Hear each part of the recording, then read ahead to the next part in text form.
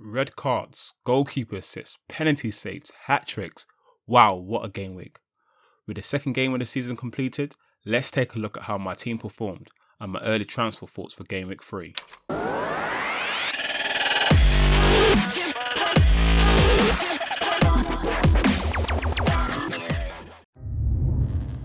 Ahead of game week 2, I transferred SERGIO for Everton's informed player RICHARUSON. My reason being, with RICHARUSON's high ownership and a 0.9 cheaper than SERGIO, felt like the most sensible approach. If RICHARUSON didn't gain any points, at least I gained some money in the bank. For game week 2, I got, in my opinion, a disappointing 69 points, dropping my ranking around the 490k mark. Yep, I'm guilty for choosing the wrong captain. In the My FPL Strategy League, I'm now currently sitting in the 368 position. Shout out to Los Balados, who's currently leading the league. If you would like to join the league, please see the details in the description below. Now, let's take a look at how my team performed and what my transfer thoughts are for game week 3. Man City destroyed Huddersfield on their home soil, beating them 6-1. The visitors tried to frustrate City by sitting deep, but was unlocked on multiple occasions. A unique example was when EDERSON made an 80-yard assist to AGUERO, who wonderfully chipped the goalkeeper, making EDERSON the first Man City goalkeeper to assist a Premier League goal. Amazing. Unfortunately, City conceded the one goal where EDERSON missed out on clean sheet points, but nevertheless, his assist and match appearance earned him a total of 5 points. Man City have a current run of fixtures before they meet a tough game against Liverpool. Thus for now, EDERSON is going nowhere.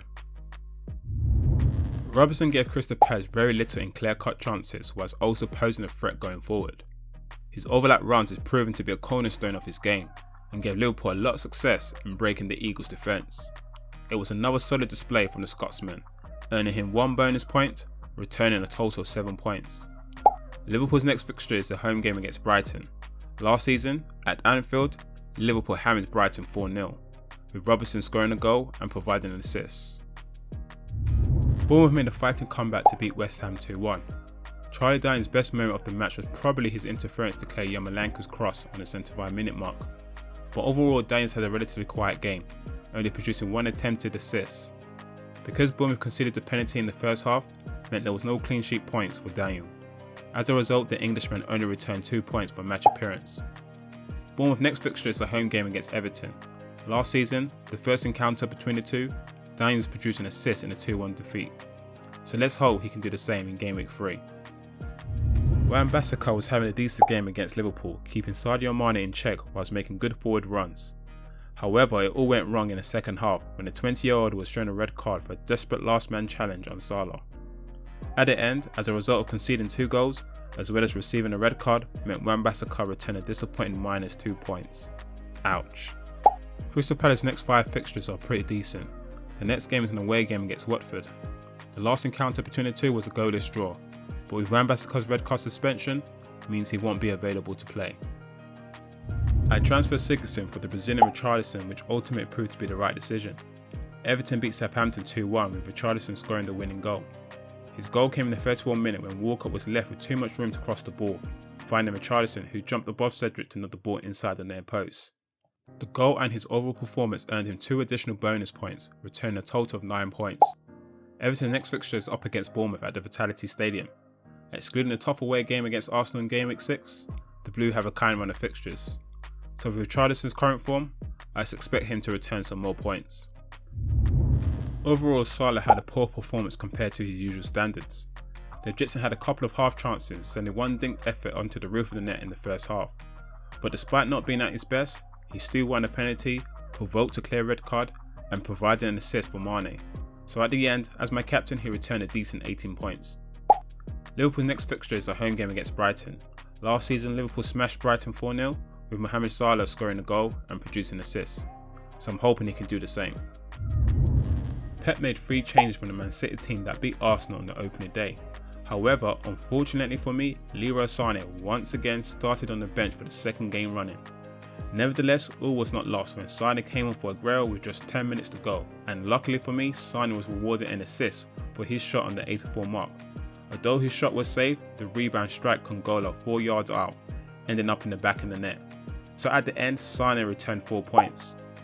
City do have a current run of fixtures, But with Sane being overlooked by Pep twice and his price value already dropped by 0.1, I think his time is up. Leicester City held on with 10 men to beat Wolves 2-0 at the King Power Stadium.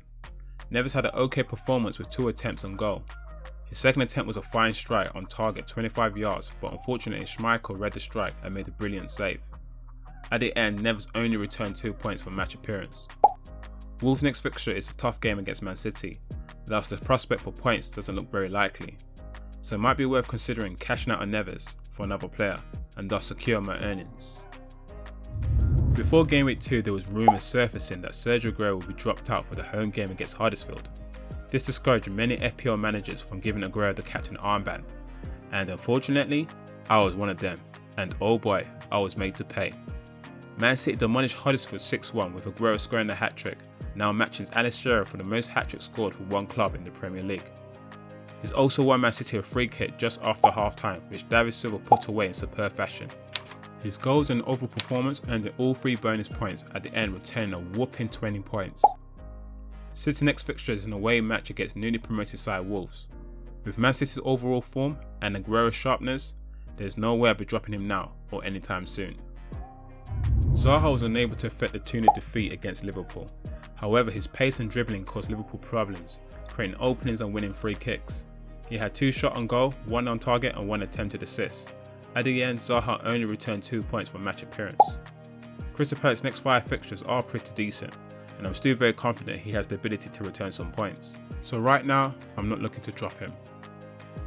FIRMINO had another relatively quiet game, with his sharpness still yet to return following his late return from the World Cup.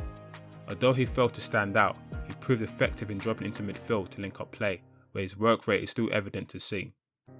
It looks like the 3 Liverpool players to have right now is Robertson, Salah and Mane. I'm now wishing I had Mane in my team instead of Firmino, but I'm sure there will be better days ahead for the Brazilian, and I'm hoping it's sooner than later. Firmino is up against Brighton, who have conceded 4 goals in the last 2 games. Last season Liverpool hammered Brighton 4-0 at Anfield, so I'm hoping there's potential points for Firmino. On the bench, only Brighton's Montoya played, returning 1 point after conceding 2 goals against Man U, so there was no potential points lost here. Yoshida's price value has reduced by 0.1, thus this is something I'll have to address at some point. So moving on to my transfer for Game Week 3, due to WAN-BISSAKA's red card suspension and SALAH not guaranteed to start, I've decided to act quickly and take a -4 hit to bring Arsenal midfielder Mkhitaryan and informed left back Benjamin Mendy. Mkhitaryan was heavily involved in the Gunners' fight back against Chelsea, scoring a goal and providing assists. Arsenal's next 5 fixtures is very attractive on paper, with 3 of the games being played at home. Mendy for the second game running delivered 2 assists for Man City's 6-1 win against Huddersfield. Like Arsenal, City have a kind run of fixtures, with 3 of the games being played at home as well. With Man City's potential in clean sheets and Mendy's ability to assist, the left back is becoming a must-have player, and I'm not prepared to go another week without him. For the captain armband, it's likely to be between the 2 big hitters, Salah or Aguero. As always, I'll be announcing my final team selection for Game Week 3 via Twitter, thus be sure to follow me. All the details in the description below.